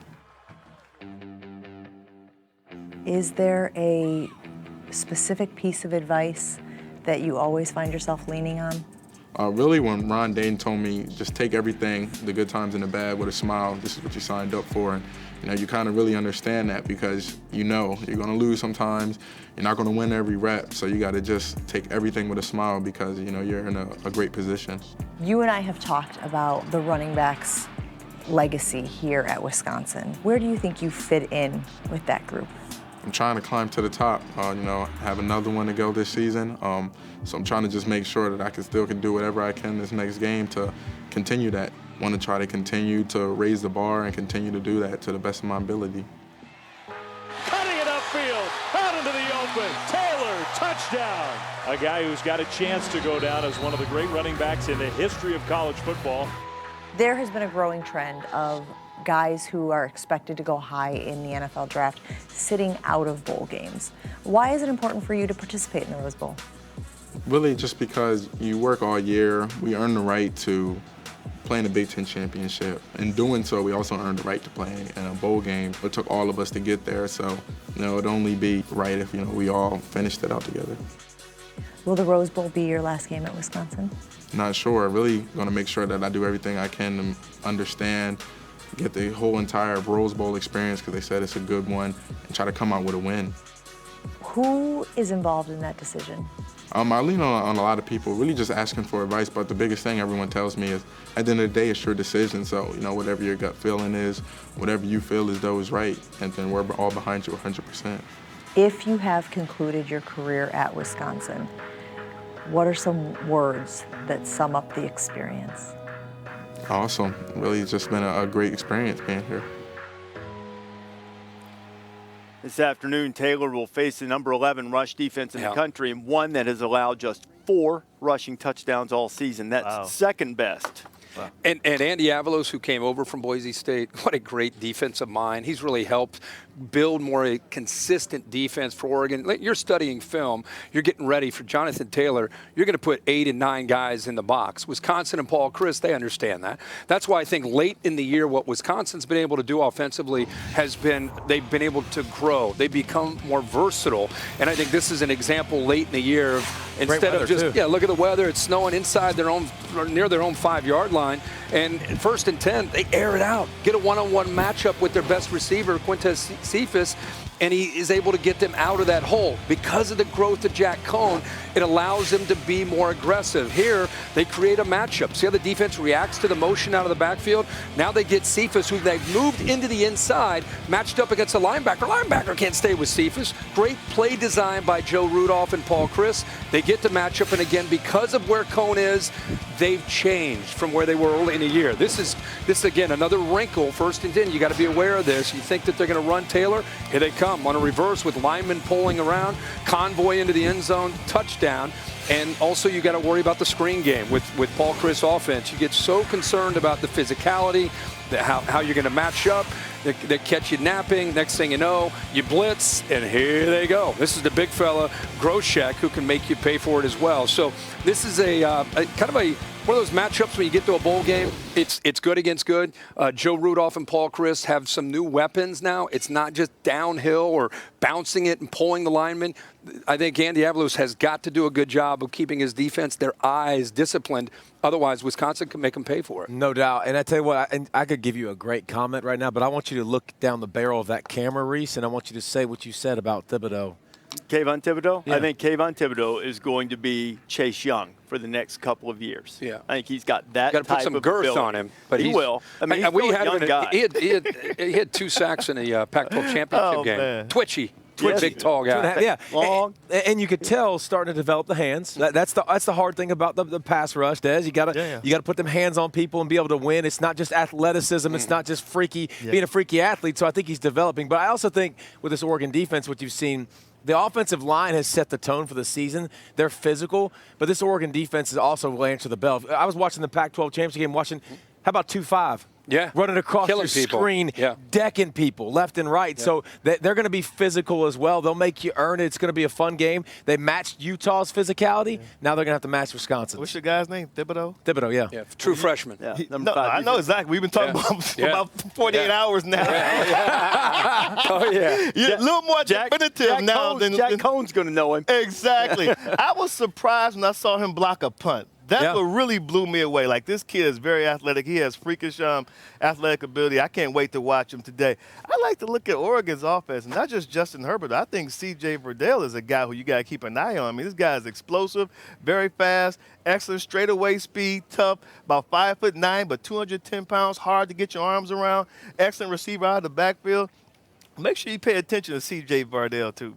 I totally agree with that. I know before Auburn played Oregon, Kevin Steele, the defensive coordinator, gave all the credit in the world to Justin Herbert, and he was worried about C.J. Verdell. Yeah, he runs angry. He runs downhill hard. Running back, so Wisconsin will have their hands full with him. Speaking of the Tigers, coming up following championship drive. But look at the headgears. That's in tribute to Pat Sullivan, 1971 Heisman Trophy winner, who passed away. Pat had battled cancer for a number of years. A great Auburn Tiger. They're paying tribute to him with the 7 on the headgear. Should have gone with the old school face mask too, Reese, while they're at it. I was showing you that and the mesh jerseys that Pat Sullivan, Terry Beasley used to wear back in the day. That's right. They didn't have receivers like that back in the day. I mean, Terry Beasley was a dude now.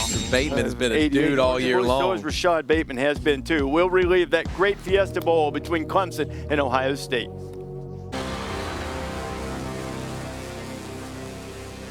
What a great win for the Tigers as we take a look at Clemson and their road to the championship. Brought to you by Mercedes-Benz. A 29-game winning streak for Dabo Swinney and the Tigers. Won by more than 30 points a game. Outgained opponents by better than 257 yards per game. They've only had 4 games decided by fewer than 14 points. We're expecting a close and a great one in New Orleans when Clemson and LSU squared off. Pleased to be joined by Dabo Swinney from Clemson, head coach of the Tigers. Dabo, when you come off a game like the one against Ohio State that took such a physical toll, a little extra time, how have you guys approached recovery? Well, a lot of sleep on the plane riding back, and gave them off Monday and Tuesday. They were completely off, the players. So a couple days to just rest and recover. And, they've been over here doing some, prehab type stuff that they always do, taking care of their bodies. And then today the staff will get our first chance to get with them. We'll have meetings only. So they're coming in later on this afternoon. So they really had Monday, Tuesday, and today off.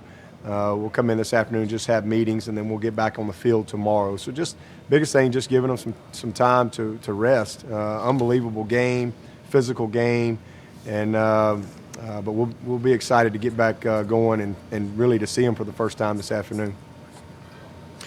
Deb, a little over 2 weeks to get ready for LSU. When you've seen them this year, I'm sure, whether it's watching games or highlights, when you turn on the film, what are the things that stand out in this matchup between your team and this LSU team you're going to face? Well, I mean, very similar to what we saw last week. Incredibly balanced, a very complete football team. I mean, their quarterback is playing just at an unbelievably high level, incredibly efficient, accurate. He's very smart, decision maker, keeps them in the right play all the time. They empower him a lot to do that. He creates with his legs.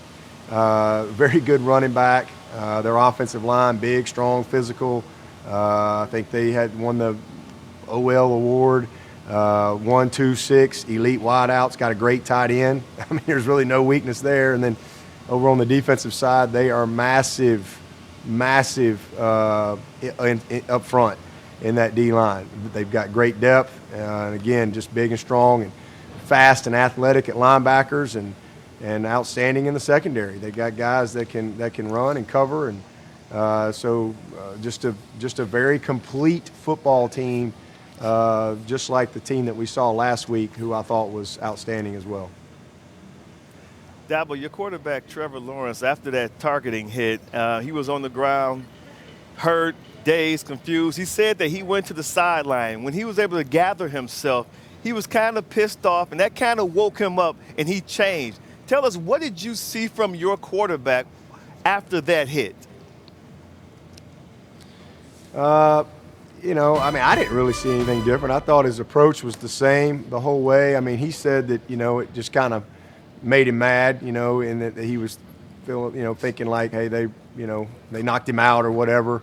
So I just think more of if anything, just his resolve and his will to win was just strengthened that much more than it already was. And it was a heavyweight bout. I mean, it was a huge game and lots of momentum, and obviously to get down 16-0, and I would say most teams would fold. But to see our guys, keep their poise and keep battling, and all we needed was that one spark, and down 16-0, and then going a 29-7 run.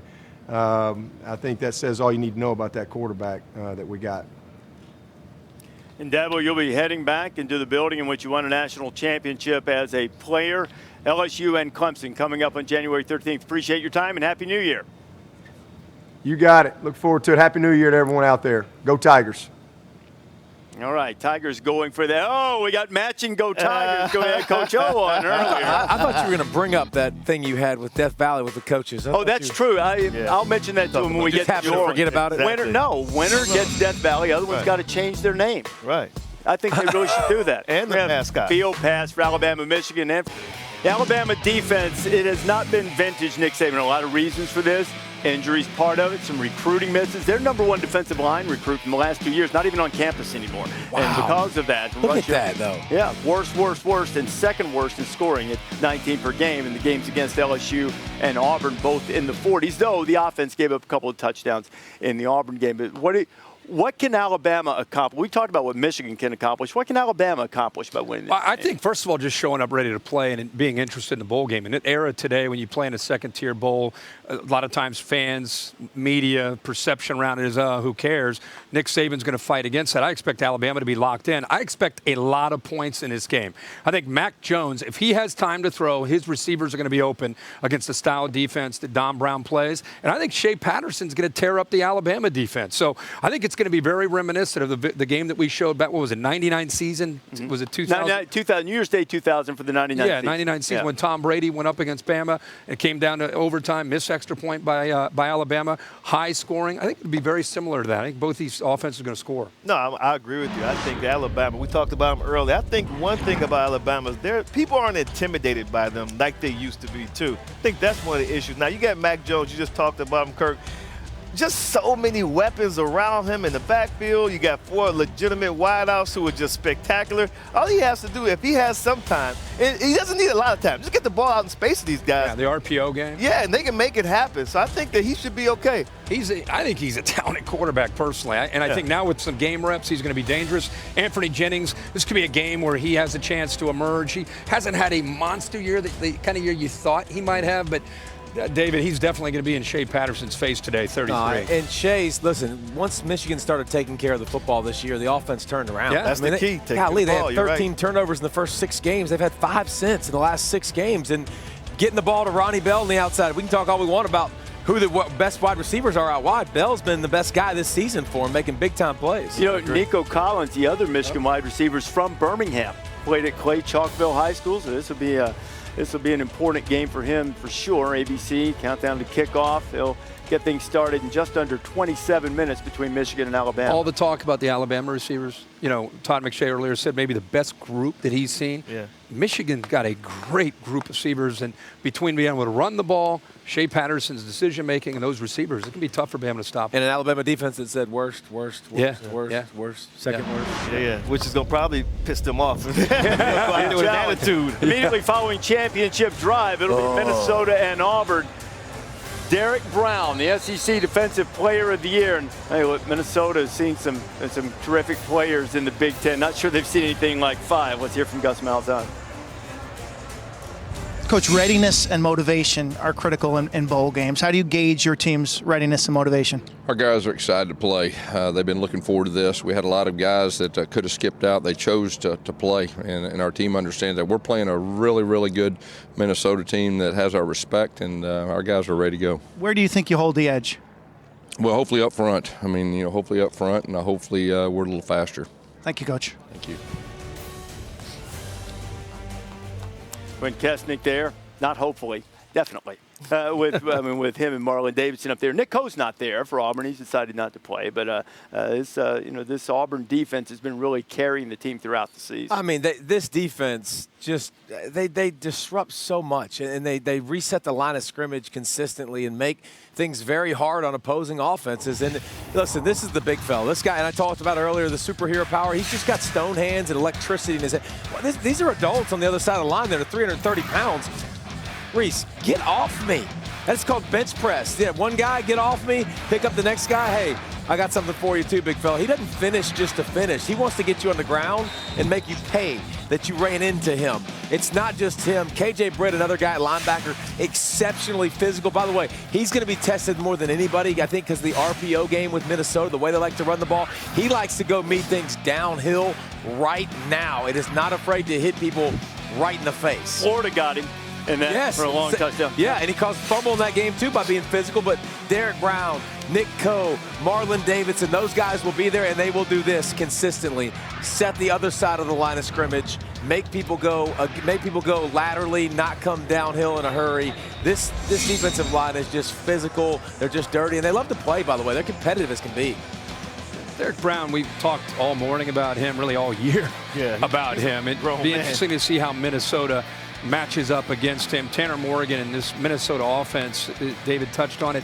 They run the ball, but they really do a good job, as good as anybody, with their run-pass option game, because it's not only play side, they also run it to the backside, a lot of the quick slants. So you have to be ready at that second and third level on a defense when you go up against these guys. But make no mistake, Rodney Smith and Shannon Brooks, they can control things up front with the offensive line. But look at the vision, the cutback. That's a designed stretch play to the outside, but you can see what Rodney Smith is capable of doing. And he's low center gravity, physical back, and they'll bring in Shannon Brooks as well. And He's got better acceleration. Again, similar cutback, get the defense flowing one way, and then get upfield in a hurry. What happens, though, to a defense when you start running with these backs is their eyes get into the backfield and they start overcommitting into the run game, and that's where Tanner Morgan can make you pay for that.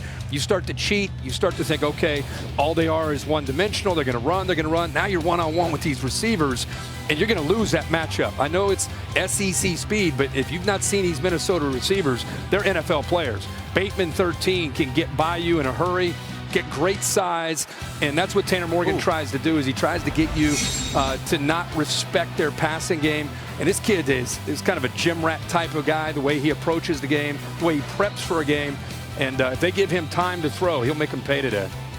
Curious about their mindset coming to this game. We were up there for the game against Wisconsin, and Wisconsin just, drubbed them that day. They had an opportunity to go to the Big Ten championship game.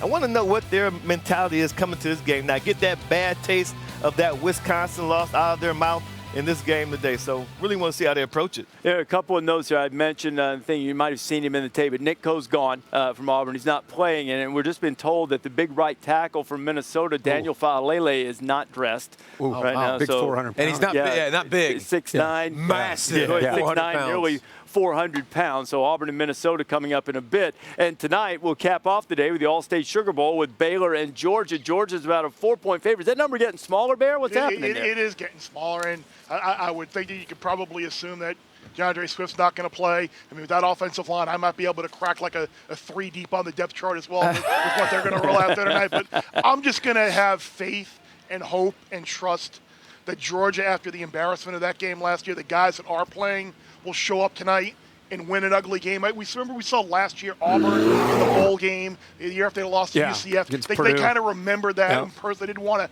go down that road again. They played a great game. I'm going to hope that the Georgia defenders that are on the field will take an attitude there and win an ugly That's the Georgia rallying call last year. I could see that. What do you think of Bear in the new year? He's got some hope and some faith. Yeah. You hear that? Like, listen to it. I got some hope in this and hope in that. Give me till next Monday night.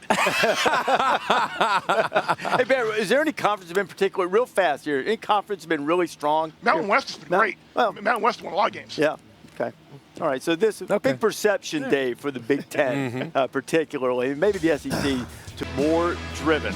Next chapter in this great history and iconic place, the Rose Bowl, will be written today. This is a stadium where Roy Riegels ran the wrong way and Vince Young ran right. Kajana Carter opened with a house call, and the Four Horsemen of Notre Dame finished with a flourish. Joe Germain also finished. Bear Bryant played here. So did Archie Griffin and Baker Mayfield and Matt Leinart.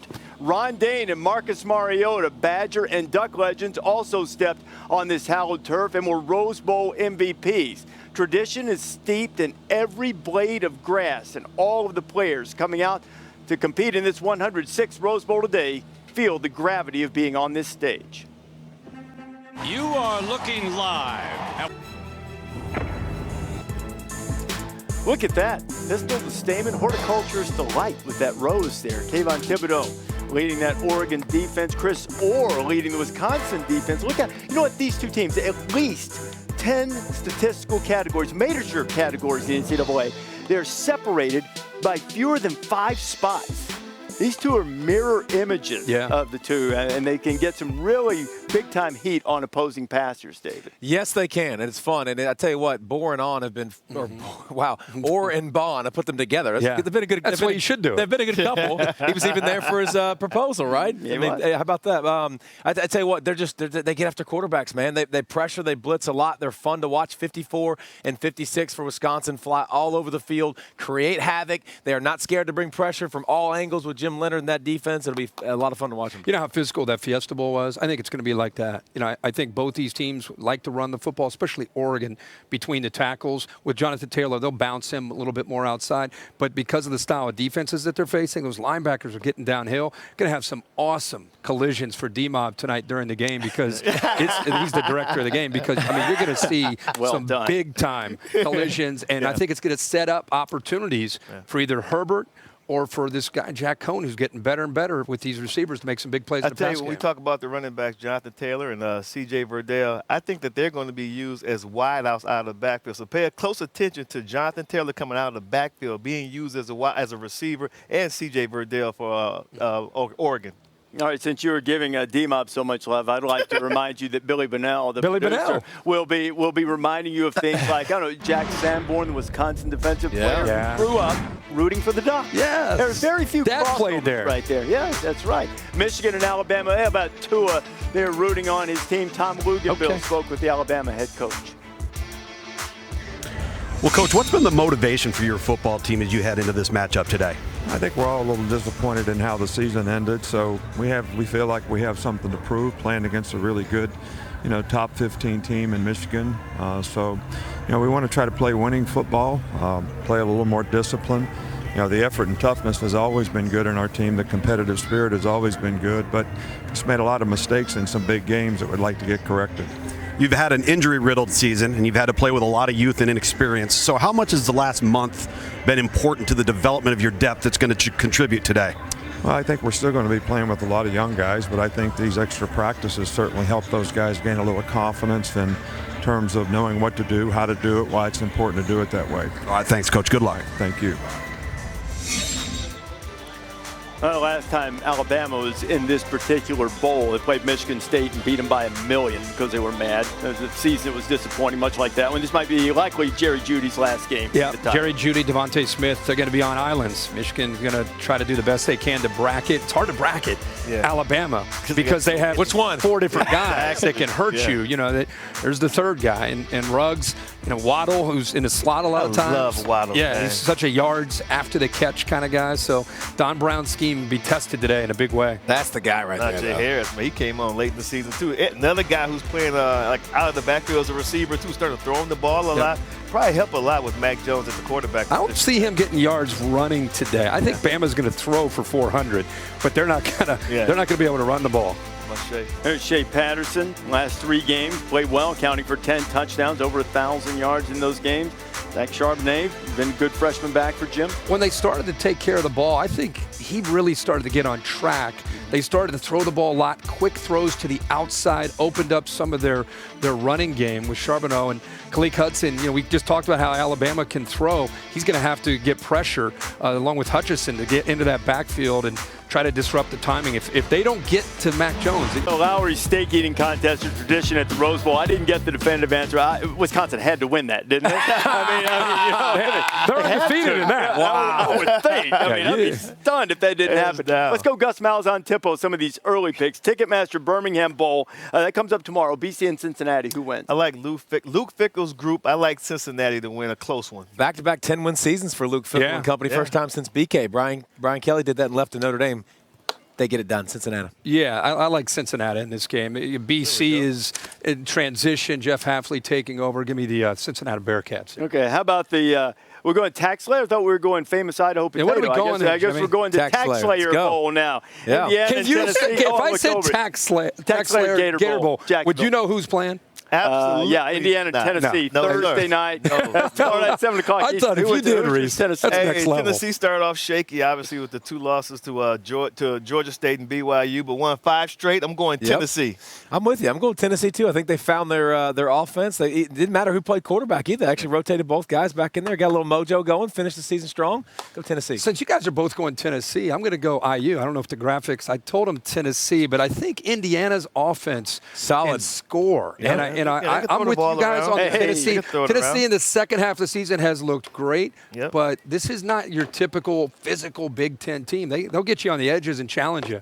All right, famous Idaho potato, Frankie Solich in Ohio against Nevada. I like Frankie Solich, his quarterback, Nathan Rourke. I'm going Ohio. A lot of turnover, too, with Nevada, some interim defensive players and some stuff going on with them, so I'll go Ohio as well. I know what I'm getting with Ohio. Yeah, they're much better than their record indicates. They've lost a couple close games they probably shouldn't have. Give me Frankie Solich and the Bobcats. All right, that's Friday afternoon on ESPN. Game coming up in just a minute. Outback Bowl, Minnesota and Auburn. Oh, Minnesota and Auburn. I'm going Auburn's defense. Don't forget, Bo Nix, he got better as the season progressed, too. So I'm going Auburn in a close one. He did. He got better. I'm going Auburn as well. I think Auburn, I think their defensive line, like we showed earlier and like we've talked about, it's so physical. I don't think they have to commit all those guys up near the line of scrimmage. And think Tanner Morgan will have I think he'll make plays, by the way. Yeah. He's going to scramble around and make plays, and Jimmy's yelling me to pick it, so I'm going to keep going and going and going. No, man, you got to get it. Auburn. I got Auburn. I'm gonna go Auburn here, and I think it has to do with Derek Brown and the defense. And I think Auburn learned their lesson 2 years ago when they showed up flat against UCF. They beat up Purdue last year. I don't think they're going to beat Minnesota up at all, but I think they're going to win a game. All right, All-State Sugar Bowl, Georgia and Baylor. The Bears going with the Dogs. Hey, I tell you what, I like Baylor in this game. I think they're going to come out with their hair on fire, but Georgia still has too many athletes. I think Georgia wins a close one because their defense is going to prevail. Georgia's defense, I think you definitely have confidence in, but, man, there's so many guys that are gone that are not just guys, they're impact guys. And at pivotal positions, the offensive line is so shuffled. I'm going with Baylor. I think they're going to be ready to play. They got all those guys that are excited to be in the Sugar Bowl, excited to play for their coach. I got Baylor.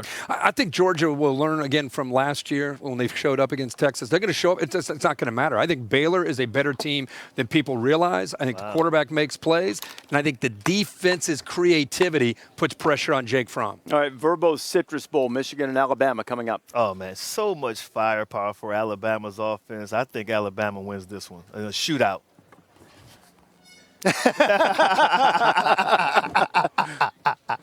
Wow! I'm still in shock, but okay, hold on. I just threw my pin on the Rose Bowl field. I'm going Najee Harris. Too much Najee Harris. Wow. I know you talked about all the wide receivers and all that stuff. Big gaze on the ground against Michigan when they lose. I think Najee Harris has a huge day. I'm taking the over with the Bear shootout. But Alabama, Mac Jones, if they protect him, he's going to put up big numbers. I also think Shea Patterson will, but I think Mac Jones outduels Shea Patterson. You going to get that pin back? All right. I don't know. Kirk's calling the game, the Rose Bowl, Oregon and Wisconsin. Rose Bowl game presented by Northwestern Mutual. Who wins it, Oregon, Wisconsin? You know, last night I have my sons with me, Desmond, Demir. I said, who's going to win the Rose Bowl? Yeah. They said Wisconsin, so I'm going Badgers. Okay. Yeah, I'm not. I didn't listen to Desmond Demir. I'm going Ducks. I think they just the way they finished, I like their physicality. I like their brand of football. I think they can prevail because Justin Herbert's legs makes a few extra plays. So when you look at this, a real quick key. What do you got here? He's yelling in no. I know. I just want you to give me a one sentence. Quarterbacks throwing downfield because so much attention being paid to the run game. That was fun. You can ask some more questions if you want. You and I. We're off the air now. This just in. Herbie and I have done this before. We'll do it again. Yeah. Game, you know, your way, man.